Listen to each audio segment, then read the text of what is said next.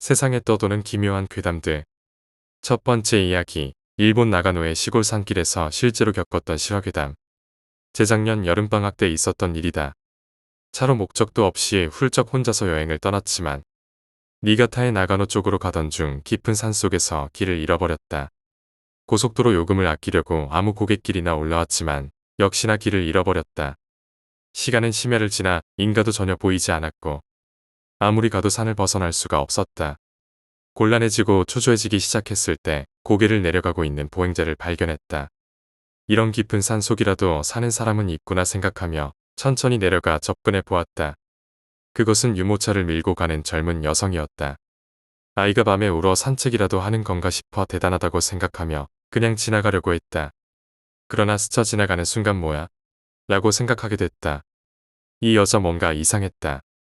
머리는 부스스했고 옷도 흙탕물로 잔뜩 더러워져 있었다. 손과 발은 다친 것인지 여기저기 피로 물들어 있었다. 무엇보다 이 여자 맨발로 걷고 있었다. 나는 무언가 사고를 당한 건지도 모른다고 생각하고는 차를 세워 내리고 여성에게 접근해 말을 걸었다.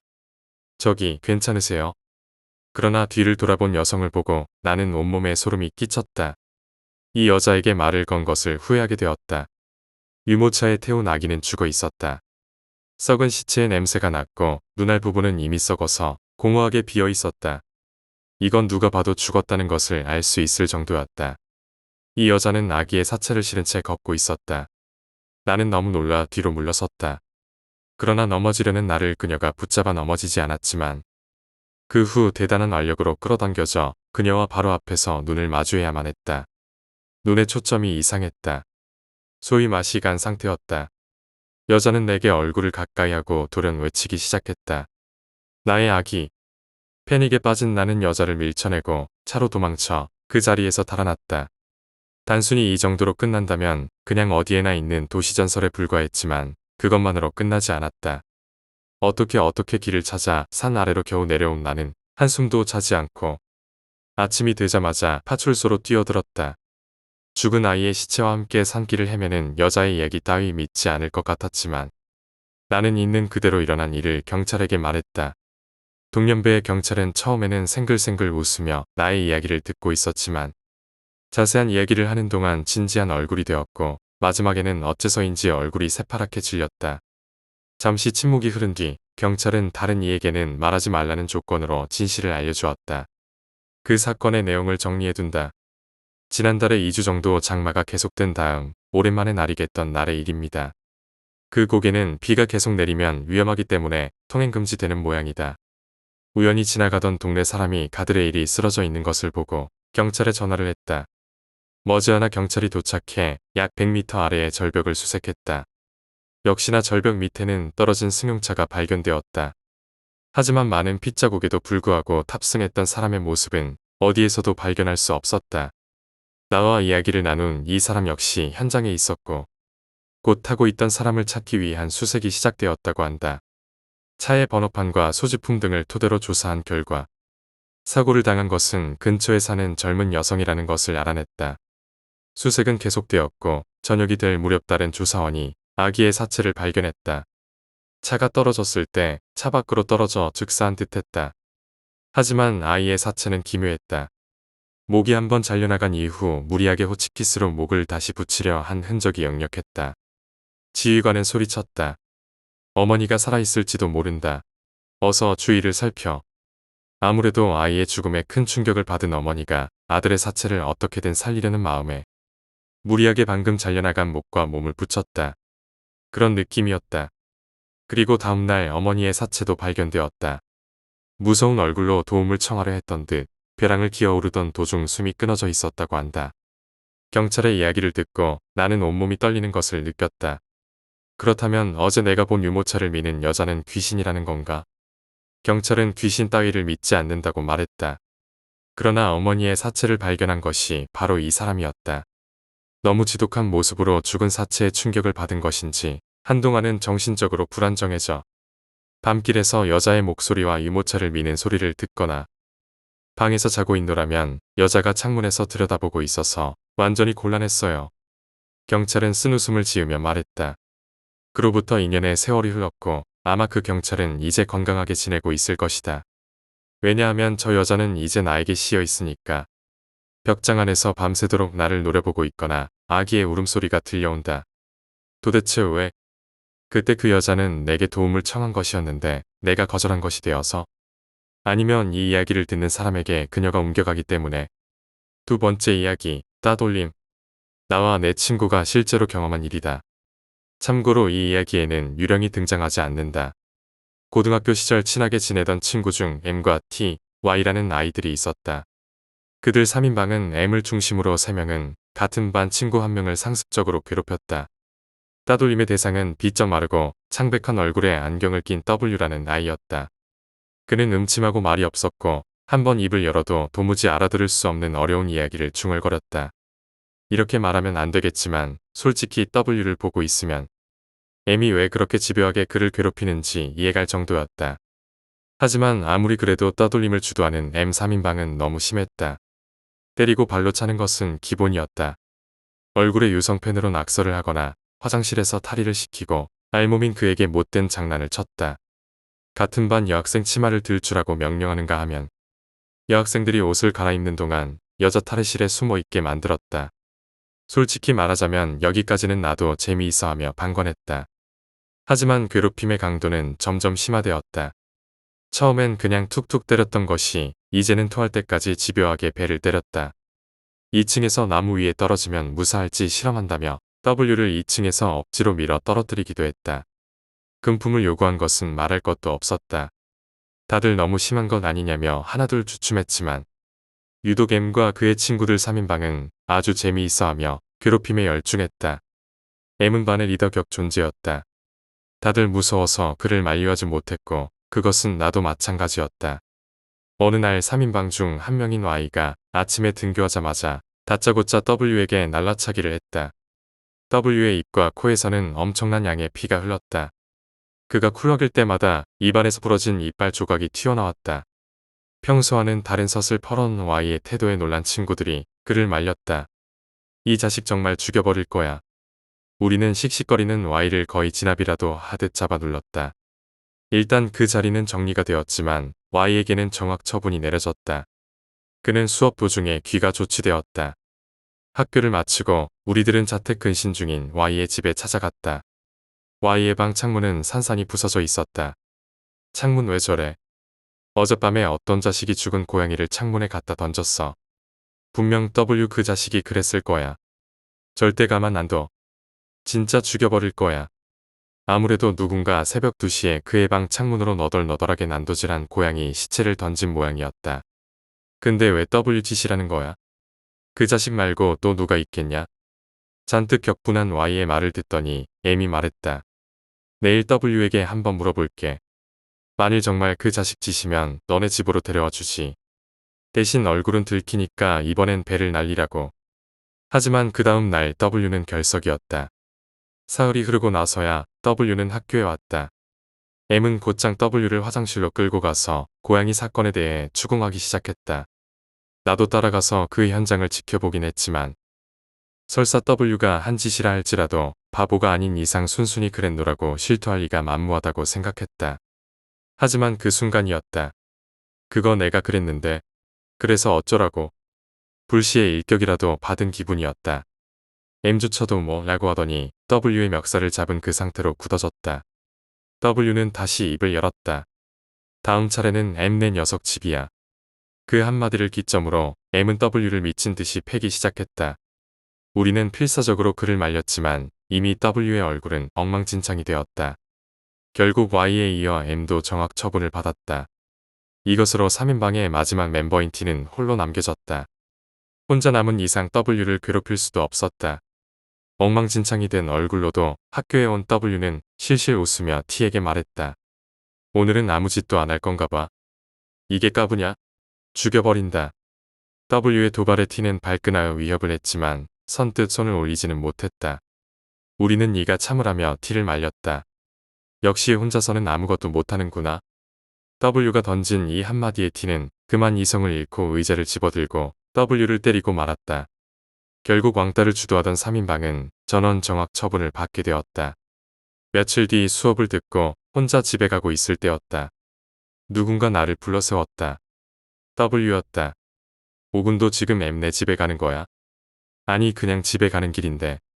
M이 사는 집은 우리 집 가는 길에 있었다. 나는 W를 무시한 채로 걸음을 옮겼지만 W는 내 뒤를 졸졸 따라왔다. 설마 이 녀석 M네 집에 가는 건가? 넌 어디 가냐? 내가 묻자 W는 갑자기 들고 있던 가방을 열더니 안에서 무엇인가를 끄집어냈다. 검은 쓰레기 봉투였다. 불길한 예감이 들었다. W는 그 검은 봉투 안에 손을 넣고 안에서 시뻘건 것을 꺼냈다. 고양이 시체였다. 하얀 교복 셔츠 소매가 피투성이가 되었지만 그는 상관하지 않았다. W는 한 손에 고양이 시체를 들고 나를 보며 의미심장한 미소를 지었다. 그 광경은 지금도 잊을래야 잊을 수 없는 17살의 트라우마다. 얼빠진 표정으로 굳어있는 나를 뒤로하고 W는 길을 갔다. 물론 그 고양이는 M의 방 창문에 명중했고 그날 밤에는 T의 방 창문도 돌멩이 세례를 받았다. 경찰 조사 가운데 W가 고양이 시체를 들고 있는 모습을 본 목격자가 나타났다. 그는 정학 처분을 받았고 정학 기간 중 전학을 갔다. 이 사건은 당시 신문에도 실렸던 것으로 기억한다. 당연한 일이겠지만 그 3인방도 이 사건 이후로 눈총을 많이 받아 행동이 조신해졌다. 십몇 년의 세월이 흐르고 그 당시의 친구들과는 소원해졌다. 나는 결혼을 했고 옛날 일들은 모두 잊고 지냈다. 그리고 동창회를 한다는 소식을 듣게 되었다. 나는 옛 친구를 만날 수 있다는 생각에 동창회 날이 매우 기다려졌다. W에 대해서도 잠시 떠올렸지만 굳이 불미스러운 이야기를 할 필요는 없겠지 하고 생각했다. 동창회 당일 놀랍게도 W가 참석해 있었다. 게다가 M, T, Y와 같은 테이블에 앉아 있었다. 나는 처음에는 의아했지만 긴 세월이 지나며 화해했을 가능성이 있겠다는 생각이 들었다. 우리 나이도 이제 30줄이었다. 성인답게 예전에 저질렀던 잘못들에 대해 사과하고 이야기를 나눌 수 있을 나이였다. 그들이 앉아있는 테이블로 가서 짐짓 쾌활한 척 말을 걸었다. 오래간만이다. 다들 잘 지냈어? 예상과 다르게 제일 먼저 입을 연 사람은 W였다. 하지만 다른 친구들은 어느 누구도 대답이 없었다. 너희들 분위기가 왜 이래? 내가 반갑지 않은 거야? 어색함을 숨기려 나는 농담을 건넸다. 그러자 M이 강하고 단호한 어투로 말했다. 너 W에게 사과해라. 갑작스러운 M의 태도에 나는 말문이 막혔다. 그러자 W는 M을 만류했다. 아냐, 오구는 괜찮아. 오구는 나에게 손댄 적 없으니까. M은 그대로 입을 다물었다. 나는 그들이 있는 테이블에서 멀리 떨어진 테이블에 앉아 술을 마셨다. 그리고 W가 잠시 화장실에 간 사이를 틈타 M에게 말을 건넸다. 왜 그래? 무슨 일이라도 있었어? M은 대답하지 않았다. 옆에서 지켜보고 있던 Y가 어색하게 한마디 했다. 아무 일도 없었어. 신경 쓰지 마. 이상하게 느껴진 내가 계속해서 추궁하자 급기야 그들은 이렇게 말했다. 더 이상 우리에게 말 걸지 말아줘. 그러던 중 W가 화장실에서 돌아왔다. 입을 꽉 다물고 있는 3인방과는 사뭇 다르게 그는 활달하게 그들에게 말을 걸었다. 그 모습을 보고 있자니 그 옛날 한 손에 죽은 고양이를 들고 의미심장한 미소를 띄우던 W의 모습이 겹쳐 보였다. 나는 갑자기 오싹한 마음이 들어 말없이 동창회 자리를 빠져나왔다. 그날 이후 나는 M과 Y, T에게 각각 연락을 해보았다.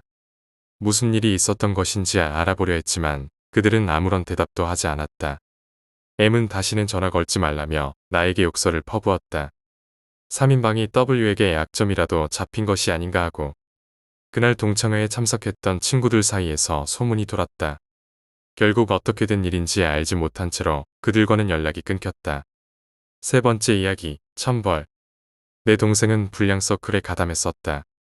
절도는 예사였고 같은 반 학생의 아버지를 협박해서 돈까지 뜯어냈다. 항상 동생은 그의 만행을 나에게 자랑삼아 늘어놓곤 했다. 솔직히 나는 당시 동생과 엮이고 싶지 않아서 적당히 듣는 척 맞장구 치고 넘겼다. 어머니는 어릴 때 병으로 돌아가셨기 때문에 우리는 아버지 손에 자랐다. 아버지는 최고의 부모는 아니었다. 어머니가 돌아가시고 난 후 항상 이 여자 저 여자 따라다니느라 바빠서 동생이 나쁜 짓을 하고 다니는 것을 알면서도 책망하거나 바로잡으려는 노력은 일절하지 않았다. 나도 동생이 언젠가는 경찰에 잡힐 거라고 생각했기 때문에 딱히 주의를 줄 생각도 없었다. 어느 날 동생이 평소보다 흥분된 어조로 나에게 말했다. 여자를 덮쳤어. 친구들과 함께 혼자 걷고 있는 여자를 낚아채서 차에 태워서 인적이 없는 먼 산으로 데려가 집단 강간을 했다고 했다. 영상까지 찍고 만일 신고하면 인터넷에 퍼뜨릴 거라고 협박했으니 잡힐 염려도 없다며 자랑스레 말했다. 나는 이런 녀석과 한 지붕 아래서 산다는 사실을 참을 수가 없었다. 결국 며칠 후 독립하여 그 집을 나와버렸다. 그로부터 얼마 지나지 않아서 동생에게 전화가 왔다. 형, 나 어쩌지? 무슨 일이야?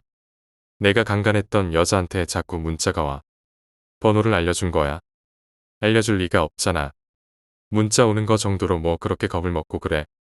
그 여자 자살해서 죽고 없는 사람이란 말이야. 그 소리를 듣는 순간 등골이 오싹했다. 동시에 이 일에 말려들고 싶지 않다는 생각부터 들었다. 내가 뿌린 씨앗이야. 자업자득. 미안하지만 2번 다시 나한테 전화하지 마. 나는 내 동생을 스팸 처리했다. 하지만 그 후로도 동생은 내가 사는 곳으로 몇 번이나 찾아왔다. 형, 도와줘. 친구 한 명이 행방불명이 됐어. 나 죽을지도 몰라. 살려줘. 몇 번이고 도움을 구하며 찾아오는 동생이 정신적 스트레스 때문인지 점점 헬스케져 가는 것이 보였다. 하지만 엮이고 싶지 않았던 나는 언제나 동생을 문전박대했다. 동생은 점점 찾아오는 일이 줄어들었다. 동생의 방문이 끊긴 지 2달쯤 지난 어느 날 아버지에게서 전화가 왔다. 동생이 자살을 했다는 것이었다. 장례식이 끝난 후 아버지와 함께 오랜만에 본가로 갔다. 아버지는 오랜 시간 동안 나에게 마지막 동생의 행적에 대해 물었다. 아버지에게도 부모로서의 부정이 남아 있었구나 하고 조금은 안도감이 들었다. 하지만 아버지의 한마디에 나는 집에서 뛰쳐나오고 말았다. 그러게 내 여자를 덮쳤으니 천벌을 받은 게지. 나는 그 이후로 지금까지 본가에 가지 않는다. 4번째 이야기, 영감이 강한 친구. 이 이야기는 영감이 강한 친구의 이야기이다. 우리는 중학생부터 친구였고 30을 바라보는 지금도 여전히 자주 만나 술자리를 갖는다. 그 녀석의 집안은 대대로 우리 마을에서 꽤 큰 신사의 신관을 해오고 있는데 평소에는 직장에 다니다가도 설날이나 결혼식이 있으면 신관 복장으로 식을 주관한다. 신관은 부업인 셈이다. 평소에는 신사 인근 주택에 살고 있다. 하루는 우리 집에 모여 한잔하기로 했다. 먼저 그 친구와 친구의 애인이 도착해서 게임을 하며 제 여자친구를 기다리고 있었다. 그 신관 친구를 M, 제 여자친구를 S, 저를 A, M의 애인을 K라고 하겠다. 게임을 하고 있던 중 S에게서 전화가 왔다. 미안, 좀 늦을 것 같아. 창고에서 재밌는 걸 찾았거든. 너 말야, 퀴즈라던가 퍼즐 잘하지? 재밌는 걸 갖고 갈게. 조금만 기다려. S가 말한 뒤 40분쯤 지났을까 S가 도착했다. S의 자동차가 우리 집으로 들어선 순간 큰일 났네. 오늘 아버지 집에 안 계시는데. 무슨 일이야? 또 나타났어? 괜찮아. 또야?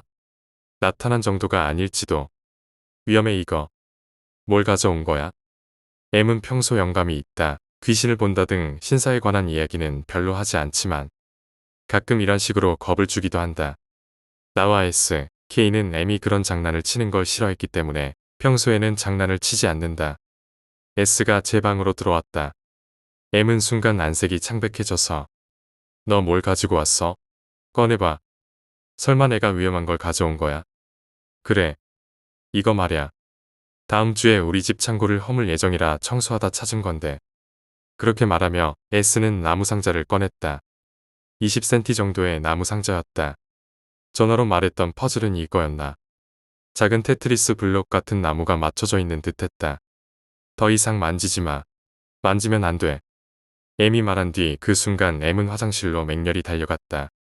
곧이어 토하는 소리가 들려왔다. M이 휴대폰을 꺼내 전화를 걸었다. 아버지 코토리바코를 친구가 가져왔어요. 무서워요. 전 아버지와 달라서 아버지처럼 할 수 없어요. 코토리바코는 임신한 여성과 아이를 죽이기 위한 주술적 도구다. M은 울고 있었다. 아버지에게 전화해서 울고 있는 29살, 그토록 무서웠던 것일까? 저도 울고 싶었다. 네, 안 붙어 있어요. 상자밖에 안 보여. 흔적은 있지만 네, 조금 들어 있어요. 친구 뱃속에 꼬리 형태인 것 같아. 꼬리 맞지? 속에 삼각형 모양. 틀림없어. 글쎄 틀림없다니까요. 별의별 전문 용어가 나왔는데 반복해서 말했던 것은 코토리바코와 칠보 등 더 있었지만 잊어버렸다. 알겠어요. 할게요. 라고 말한 뒤 M은 전화를 끊었다. 마지막에 2분 정도 심하게 울더니 몸을 가다듬고 좋아. 라고 말하며 뭔가 결심한 듯 정절을 틀고 무릎을 탁 하고 쳤다.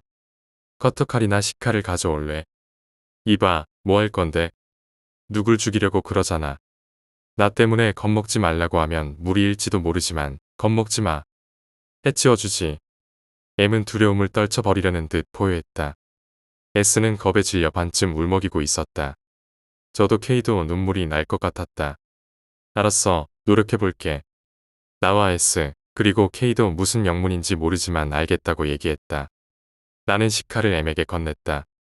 내 종아리를 힘껏 찔러. 어떻게 돌아가는 상황인지 모르지만 M이 하라는 대로 할 수밖에 없었다. 내 칼에 찔리면서 M은 손가락과 손바닥을 식칼로 베었다. 고통을 상쇄시키기 위해서인지도 모른다. 입 벌려. 라고 M이 말했다. M은 S의 입속으로 자신의 피투성이 손가락을 넣었다. 맛없어도 마셔. S는 크게 울고 있었다. 말도 안 나왔다. M은 주문을 5, 6번 정도 외웠다. 그리고 M이 S의 입에서 손가락을 빼자 S가 M의 피를 토해냈다. M은 피투성이 손을 S가 가져온 나무 상자 위에 덮었다. 나는 M의 휴대폰으로 M의 아버지에게 전화해서 M의 귀에 대주었다. 아버지, 잊어버렸어요. 같이 불러줘요. M은 휴대폰을 귀에 대고 오른손을 상자에 대고 또 주문을 외쳤다. 끝났어. 다 끝났어. M은 울며 쓰러졌다. 그리고 나와 S, K도 엉엉 울었다. 그 순간에도 M은 상자에서 절대로 손을 떼지 않은 듯한 기분이 들었다. 안정을 되찾고 나서 M은 손과 상자를 같이 묶을 수건 같은 거 없는지 물었다. 얇은 수건으로 M의 손과 상자를 묶었다. 바래다 줘라고 M이 말했다. 그날 M은 8일 정도 회사를 쉬었다. 그리고 어제 M과 만나 그때의 일에 대해 물었다. 그게 말이지. S에게는 미안하지만 X에 있는 불악은 있잖아. 그런 곳에는 그런 게 있는 법이지. 그것은 아버지가 돌아오고 나서 안치해 두었어. 그다지 알려고 하지 않는 게 좋아. 그 속에 있던 건 원한 그 자체지. 들어있던 물건은 다량의 검지 손가락 끝 부분과 탯줄이지만 인간의 원한이란 무서워. 그런 것을 만들어내지. 그게 밖으로 나왔다면 할아버지가 처리했을 거야. 할아버지 대신 내가 처리하려고 생각했지만 설마 내가 하게 될 줄이야. 나는 성실하지 않아서 집안일은 별로 안 하기 때문에 진짜 떨렸어. 그리고 말야. 사람을 차별하는 행동은 하지 마. S와도 지금처럼 지내고. 당연하지. 이 즐거운 이야기를 남에게 들려줘도 될까? 은근히 좋아한다 너. 유령을 보지도 못하는 주제에.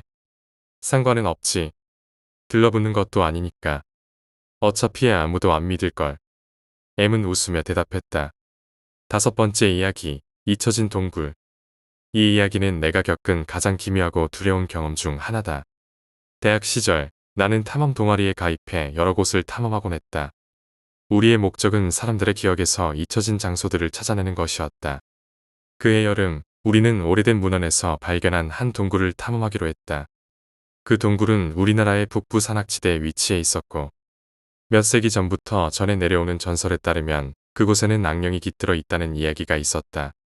탐험대는 나를 포함해 총 5명이었다. 나, K, J, L, 그리고 우리의 리더였던 S. 우리는 사전에 충분히 준비를 하고 GPS 장비와 로프, 손전등 등을 챙겨 출발했다. 그날 아침 우리는 일찍 출발해 동굴로 향했다. 동굴 입구는 생각보다 쉽게 찾을 수 있었다. 산속 깊은 곳에 위치해 있었지만 우리의 지도와 GPS 덕분에 큰 어려움 없이 도착할 수 있었다. 동굴 입구는 넓었고 안으로 들어갈수록 어두워졌다. 우리는 손전등을 켜고 천천히 안으로 들어갔다.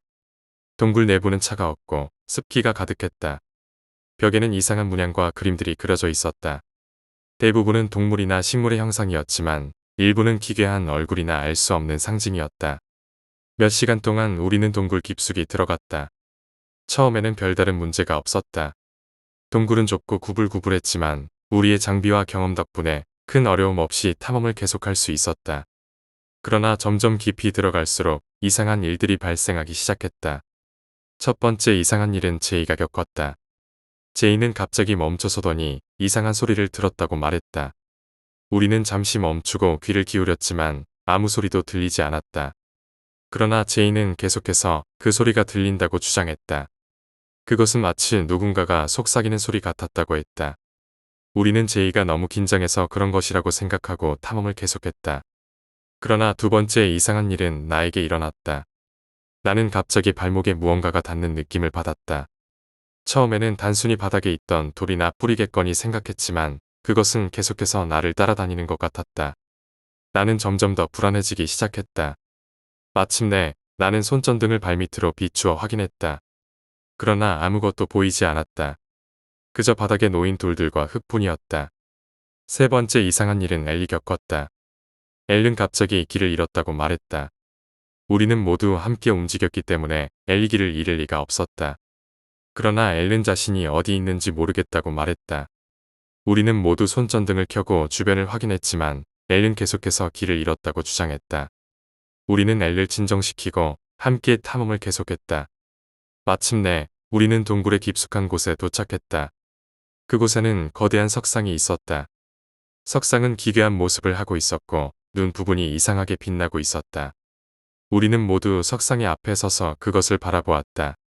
그때 갑자기 S가 이상한 소리를 내며 쓰러졌다. 우리는 깜짝 놀라 S에게 달려갔다. S는 정신을 잃은 상태였고 우리는 급히 S를 데리고 동굴을 빠져나가기로 했다. 우리는 급히 동굴을 빠져나왔다. 밖으로 나와 보니 이미 해가 저물어 어두워지고 있었다. 우리는 S를 데리고 근처 마을로 향했다. 마을에는 작은 병원이 있었고 우리는 S를 그곳으로 데려갔다. 의사는 S가 심한 스트레스로 인한 실신 상태라고 진단했다. 우리는 모두 지친 상태로 병원에서 하룻밤을 보냈다. 다음 날 아침 S는 깨어났다. 그러나 S는 우리가 동굴에서 겪은 일을 전혀 기억하지 못했다. S는 우리가 왜 병원에 있는지도 왜 동굴에 갔는지도 기억하지 못했다. 우리는 S를 진정시키고 다시 집으로 돌아갔다. 그 후로 몇 주가 지났다. 우리는 동굴에서의 경험을 잊으려고 노력했지만 쉽게 잊혀지지 않았다. 특히 나와 제이, 엘른 동굴에서 겪은 이상한 일들 때문에 잠을 이루지 못하는 날이 많았다. 그러던 중 K가 우리에게 연락을 해왔다. K는 동굴에서 가져온 돌 하나를 발견했다고 했다. 그 돌은 석상 근처에서 떨어져 나온 것 같았고 K는 그것을 연구해 보기로 했다. K는 돌을 연구하면서 이상한 문양과 상징들을 발견했다. 그것은 우리가 동굴벽에서 본 것들과 일치했다. K는 그것이 고대 주술과 관련이 있는 것 같다고 말했다. 우리는 K의 말을 듣고 다시 한번 동굴로 돌아가기로 결심했다. 이번에는 더 많은 장비와 전문가들을 데리고 가기로 했다. 우리는 다시 동굴로 돌아갔다. 이번에는 전문가들과 함께였기 때문에 더 많은 준비를 할 수 있었다. 우리는 동굴 깊숙이 들어가 석상을 다시 찾아냈다. 전문가들은 석상을 자세히 조사하기 시작했다. 그들은 석상에 새겨진 문양과 상징들을 분석하고 그것이 어떤 의미를 가지는지 연구했다. 그때 갑자기 동굴 안이 이상하게 변하기 시작했다. 벽에서 이상한 빛이 나오고 바닥이 흔들리기 시작했다. 우리는 급히 동굴을 빠져나가려 했지만 출구를 찾을 수 없었다. 동굴은 마치 우리를 가두려는 듯한 기운을 뿜어내고 있었다. 우리는 서로를 붙잡고 간신히 출구를 찾아냈다. 동굴 밖으로 나왔을 때 우리는 모두 지쳐 있었다. 그 후로 우리는 동굴에 다시는 가지 않기로 했다. 전문가들은 동굴이 매우 위험한 곳이라고 결론 내렸다. 그곳은 단순한 동굴이 아니라 어떤 초자연적인 힘이 깃든 장소였다. 우리는 동굴에서 가져온 돌을 다시 제자리에 놓기로 했다. 그리고 그 동굴에 대한 이야기를 더 이상 퍼뜨리지 않기로 했다. 그러나 그 후로도 나는 가끔씩 그 동굴에 대한 꿈을 꾸곤 한다. 꿈에서 나는 다시 그 동굴에 들어가 석상을 마주한다. 그리고 석상은 마치 나에게 무언가를 말하려는 듯한 눈빛을 보낸다. 나는 그 눈빛을 피하려고 하지만 도망칠 수 없다. 결국 나는 깨어나고 그 꿈은 나에게 깊은 불안을 남긴다. 이 이야기를 들려주면서 나는 다시 한번 그 동굴에 대한 두려움을 느낀다. 그것은 단순한 장소가 아니었다. 그곳에는 어떤 악령이 깃들어 있었고 우리는 그 악령의 존재를 방해한 것이다. 나는 다시는 그 동굴에 가지 않을 것이다. 그리고 그 동굴에 대한 이야기도 더 이상 하지 않을 것이다. 그것이 내가 할 수 있는 유일한 방법이다. 여섯 번째 이야기, 의문의 손님. 이 이야기는 내 친구 H가 겪은 기묘한 경험이다. H는 작은 마을에서 카페를 운영하고 있었다. 그 카페는 아늑하고 따뜻한 분위기로 마을 사람들에게 인기가 많았다. 그러나 어느 날 H는 카페에서 잊을 수 없는 이상한 손님을 맞이하게 되었다. 그날은 평소와 다름없이 바쁜 하루였다. H는 아침 일찍부터 커피를 준비하고 손님들을 맞이하고 있었다. 오전이 지나고 점심시간이 다가오면서 카페는 더욱 분주해졌다. 손님들은 커피를 마시며 대화를 나누거나 혼자 와서 책을 읽기도 했다. H는 바쁘게 움직이며 손님들에게 최상의 서비스를 제공하려 애썼다. 그러던 중 문이 열리고 한 남자가 들어왔다. 그는 검은 코트를 입고 있었고 얼굴은 어두운 표정에 깊은 주름이 가득했다. 그의 모습은 마치 오랜 시간 동안 고통과 피로에 시달린 사람 같았다. H는 그에게 다가가 인사를 건넸다. 안녕하세요. 무엇을 도와드릴까요? 남자는 잠시 침묵을 지키더니 낮고 거친 목소리로 말했다. 커피 한 잔 부탁합니다. 블랙으로. H는 남자의 주문을 받고 커피를 준비했다. 커피를 남자에게 건네며 H는 그의 눈을 보았다.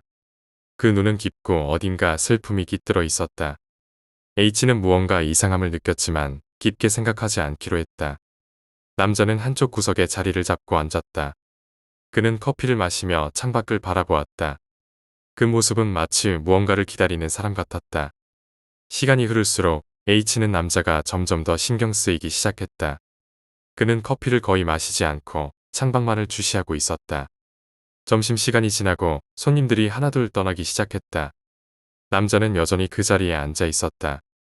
H는 다가가 그에게 말을 걸어보기로 했다. 커피는 괜찮으셨나요? 남자는 천천히 고개를 돌려 H를 바라보았다.